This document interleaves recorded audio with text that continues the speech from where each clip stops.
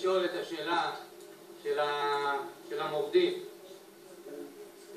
יש כאלה ששואלים מדוע הפנסיה נופלת רק על דירות הפניות של היורשים, מדוע היא לא תיפול על כל 409 חברים?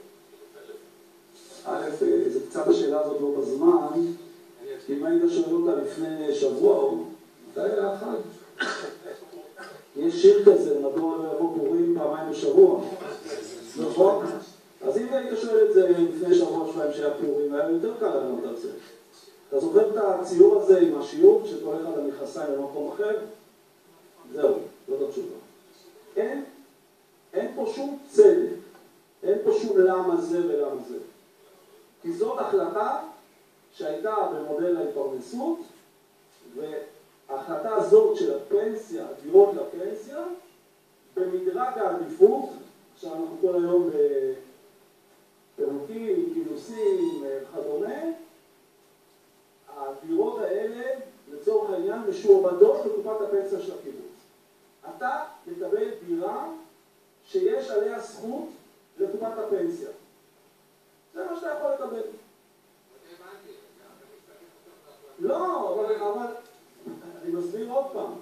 אין בפרנסת חבר אחד, אין במשכורת של חבר כדי לממן פנסיה של חבר אחר. במודל ההתפרנסות נמתקנו את הפרנסה. למה היום אנחנו משלמים פנסיה כזאת שזה פונקציה של הנכסים וכל זה? היינו יכולים להטיל פה משהו שותפות על כל אחד, לשלם את הפנסיה. אז אתה רוצה לפרק את כל המודל החיים פה? לא, השאלה, התוכן. ודאי, אני גם לי תשובה. חשוב להדגיש שיש פה שוויון בין כל 409 בתי אב ותיקים. אין הפרדה, אין כולם יכולים לרעה לקבוצה מסוימת לעומת קבוצה אחרת. ברור. זאת אומרת, כל חבר ותיק מתוך 409, אם ילך לעולמו, דירתו תעבור לקיבוץ. בדיוק, כן, אבל חשוב להדגיש שאין פה שתי קבוצות, יש פה שוויון לגבי כל 409 החברים הוותיקים. אז אין איזו אפליה של מישהו. ויש גם שוויון מוחלט בדיונים של הצוות וכל ההצעות שאנחנו מציעים. הם יורשים